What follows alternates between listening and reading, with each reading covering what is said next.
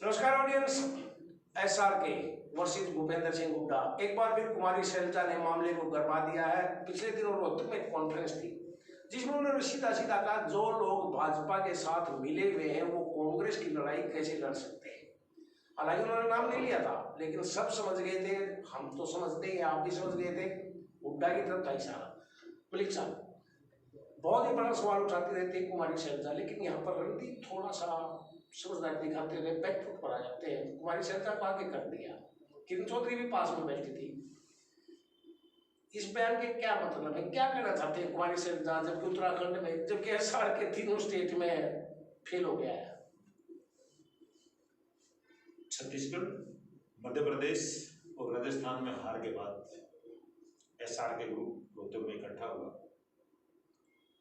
अगुवाई की कुमारी शैलजा ने, जिन्होंने पूर्व सीएम भूपेंद्र हुड्डा का नाम दिए बिना उन पर बड़ा राजनीतिक हमला बोलते हुए कहा कि जो लोग भाजपा से मिले हुए हैं वो कांग्रेस के आवाज कैसे उठा सकते, कांग्रेस की लड़ाई कैसे लड़ सकते।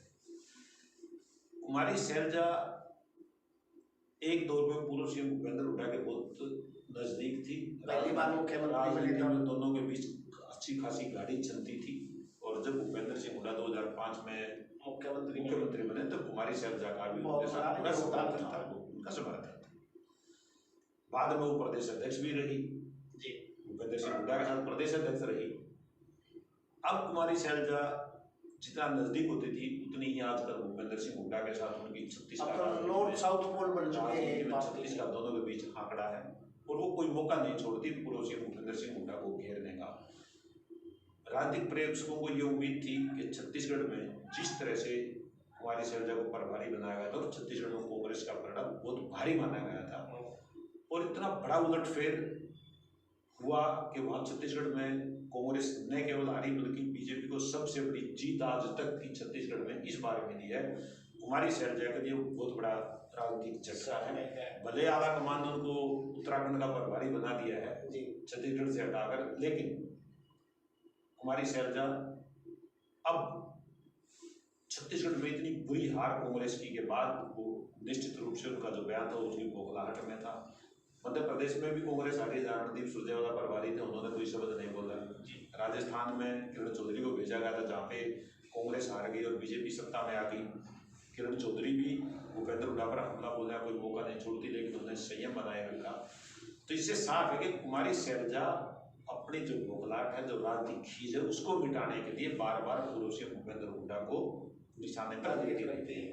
और ये उनकी जो खींच है ये कहीं ना कहीं कांग्रेस पार्टी को भी नुकसान करते हैं और कांग्रेस आलाकमान को इसका नोटिस देना चाहिए कि इस तरह से अगर कांग्रेस के सीनियर लीडर, ठीक है, जिसको आप मतलब छत्तीसगढ़ प्रभारी बना दिया, फिर आपने उनको उत्तराखंड का प्रभार दे दिया, वो अगर प्रदेश में आकर और खासकर रोहतक में आके जो भूपेंद्र सिंह हुड्डा और कांग्रेस का सबसे मजबूत बैंड है वहां आके अगर कुमारी शैलजा इस तरह की बात करती है तो निश्चित रूप से कांग्रेस को डैमेज करता है। कहीं ना कहीं ये कांग्रेस पार्टी के हक में कतई नहीं कहा जा सकता। लेकिन हुड्डा कब तक चुप रहेंगे? उनके ऊपर तरह तरह के आरोप कभी भूपेंद्र सिंह हुड्डा को 1998 से उनकी राजनीति पर मैं नजर रखता हूँ, जैसे मैं जनसत्ता में था। भूपेंद्र सिंह हुड्डा कभी अपने किसी विरोधी की बात का कोई जवाब नहीं देते। जब वक्त आता है भूपेंद्र सिंह हुड्डा तब वो केवल वो करते हैं, भूपेंद्र सिंह हुड्डा कहते कुछ नहीं किसी के बारे में, वो फिर जब उनको जिसके पर जैसे काटने हैं ना उसी तरह उसके पर काट देते हैं, एक लोग बोलते हैं। चलिए और अभी भी भूपेंद्र हुड्डा की किसी बात का कोई जवाब नहीं देते। चलिए मुझे ये बताइए, कुमारी शैलजा ने जो बयान दिया है, देखो जहाँ कहते धुआं उठता आग लगी होती है, तो कहीं ना कहीं भूपेंद्र हुड्डा बीजेपी के साथ मिले हुए हैं क्या? ऐसे तो इतना बड़ा आरोप लगाना, वो कहना, कहीं तो कुछ हो। भूपेंद्र सिंह हुड्डा बीजेपी से कैसे मिले हो सकते हैं? पर्सनली उनके व्यक्तिगत संबंध है। मोदी जी उनके कान में बात करते हुए संसद से फोटो वायरल होता है। राजनीति में कोई किसी के दुश्मनी राजनीति में नहीं होती, ना इनकी भूपेंद्र सिंह हुड्डा की व्यक्तिगत दुश्मनी ना मनोहर लाल जी से है, ना प्रधानमंत्री नरेंद्र मोदी से, ना अमित शाह से। वो राजनीति भले ओम प्रकाश चौटाला जो पूर्व सीएम है उन पर बार बार आरोप लगाते हैं कि मेरे को जेल भूपेंद्र सिंह हुड्डा ने करवाई, लेकिन तो भूपेंद्र सिंह हुड्डा ने कभी भी ओम प्रकाश चौटाला के प्रति अपशब्दों का इस्तेमाल नहीं किया, ना उनके किसी बात का इस तरह से जवाब। अब शब्दों की तो बात ही नहीं है ना, वो राजनीतिक हमला। भूपेंद्र सिंह हुड्डा जो व्यक्तिगत राजनीति है, आप क्या बनाते हैं? कहीं पर भी धुआं उठ रहा, वहां थोड़ी भी चिंगारी भी नहीं है क्या? नहीं, चिंगारी कैसे हो सकती है? वो कांग्रेस वो बीजेपी सरकार के खिलाफ जितनी हमसे ज्यादा सबूत होंगे उनके पास, कुछ तो बात होगी। नहीं, वो अगर कुमारी सैलजा में सबूत है तो वो सामने रखते क्यों नहीं? खाली कह देने से कुछ नहीं होता भाई। आरोप लगा के पतली पुलिस निकल जाना बहुत आसान है, सबूतों के साथ बात रखना बहुत मुश्किल है। रही बात जहां तक कांग्रेस की लड़ाई लड़ने की, तो अगर आप पूरे हरियाणा का राजनीतिक सिनेरियो देखेंगे तो आज केवल भूपेंद्र सिंह हुड्डा ही है जो हर हल्के में जन आक्रोश रैली बीजेपी सरकार के खिलाफ कर रहे हैं और आवाज उठा रहे हैं। देखिए, मैं यहाँ पर एक बात कहना चाहूंगा, बिल्कुल मुझे कोई झिझक नहीं है, ना कोई हिचकिचाहट है। रणदीप हुड्डा, कुमारी सैलजा और सुरजेवाला इनके समर्थक हैं एसआरके के। वो ये कहते हैं कांग्रेस की सरकार आ रही है हरियाणा में, लेकिन भूपेंद्र हुड्डा नहीं चाहेंगे 45 या 50 से ज्यादा एमएलए बने। वो चाहते हैं कि थोड़ा नीचे रहे ताकि वो फिर भाजपा से समर्थन ले भी सकते हैं, दे भी सकते हैं। तो उनके अंदर ये बातें कहाँ से उठ के आ रही है? ये इस तरह का जो प्रचार है वो विरोधी कुछ तो कहेंगे, कुछ तो लोग कहेंगे, लोगों का काम है कहना।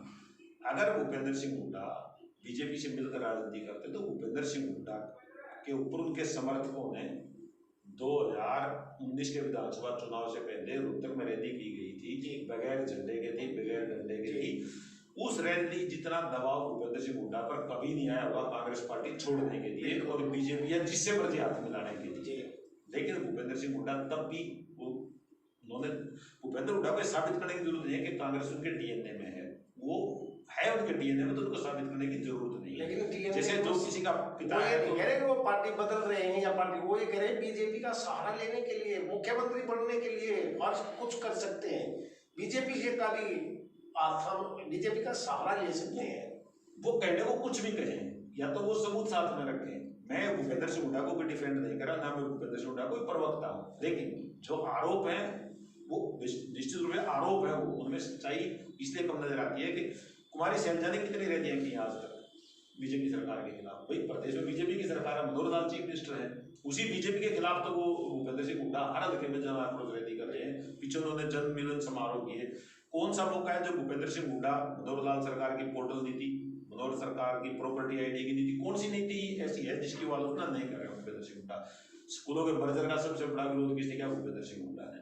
भूपेंद्र सिंह हुड्डा देखिए, हालांकि ये हम चर्चा कर चुके हैं, लेकिन यहीं पर रणदीप सुरजेवाला ने भी सीधा कहा था कि भूपेंद्र हुड्डा न तो मनोहर लाल खट्टर का नाम लेते, न मोदी का नाम लेते, वो भाजपा सरकार दर्शकों मैं पहले भी आपको बता चुका हूं कि भूपेंद्र सिंह हुड्डा किसी के व्यक्तिगत खिलाफ राजनीति नहीं करते, चाहे वो प्रकाश चौटाला हो, चाहे चौधरी देवीलाल, जिनको उन्होंने 3 बार चौधरी देवीलाल का नाम भी वो बहुत सम्मान के साथ लेते थे, उनको चौधरी देवीलाल कहकर बोलते थे। हुड्डा की नहीं है राजनीति में ये चीजें, व्यक्तिगत आलोचना नहीं करते। तो इस बयान के क्या मतलब निकाले जाए? ये केवल कुमारी सैलजा की खींच, राजनीतिक बोखलाहट, इसके अलावा ये कुछ भी नहीं कहा जा सकता और कांग्रेस को डैमेज करती है।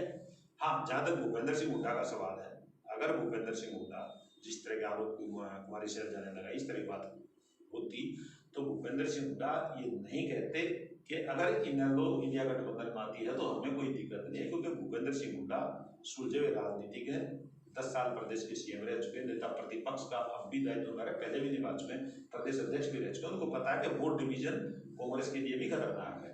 वो वोट डिवीजन रोकने उनका इनेलो से कोई ताल्लुका दूर तक नहीं है, लेकिन उनको ये पता है कि अगर 2% वोट भी 1.5% वोट भी अगर इनेलो का इंडिया गठबंधन में आके साथ जुड़ता है तो इंडिया गठबंधन को और कांग्रेस को फायदा होता है और बीजेपी को नुकसान होता है। तो वो उनकी प्रयास तो यही है ना कि भारतीय जनता पार्टी को हरियाणा से बाहर करो सत्ता से और कांग्रेस को सत्ता में लेकर। इसीलिए उन्होंने ना चाहते हुए भी, यही बात है, ना चाहते हुए भी, जबकि उनका नहीं बनती, चौटाला परिवार से उनकी राजनीति में कभी नहीं बनती, तो भी वो इंडिया गठबंधन के बड़े अपेक्ष में आए। ऐसा के जो कट्टर समर्थक का कार्यकर्ता है वो ये कहते हैं भूपेंद्र हुड्डा तो मुख्यमंत्री बनना चाहते हैं, किसी भी तरह बनो, सामदान।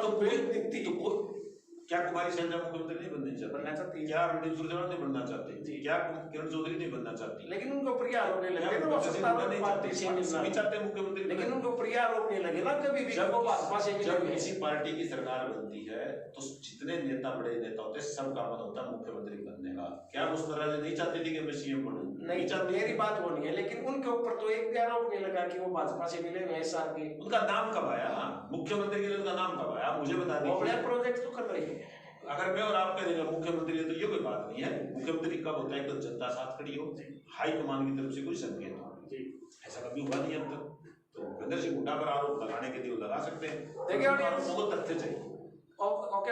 मलिक साहब कहते हैं भूपेंद्र सिंह हुड्डा नहीं बोलेंगे, लेकिन मैं कहता हूं कि एक दिन बहुत करारा जवाब देंगे। जिस तरह नहीं वो जवाब देंगे केवल काम से, वो जुबान से जवाब देंगे नहीं, वो जुबान से भी देंगे। जैसे कुलदीप बिश्नोई को उन्होंने 3 साल बाद उनकी जुबान पर उनका नाम आया था, जो हल्का बनाई थी, तो भूपेंद्र हुड्डा का जुबान पर नाम आएगा SRK का। चलिए अब की बार हम आपके लिए टटोलते हैं भूपेंद्र सिंह हुड्डा को कि कुमारी शैलजा ने आपके बारे में बयान दिया, जीत आए तो बिल्कुल तो ये सवाल उनसे सबसे पहले यही सवाल उठा देंगे उनके साथ ही।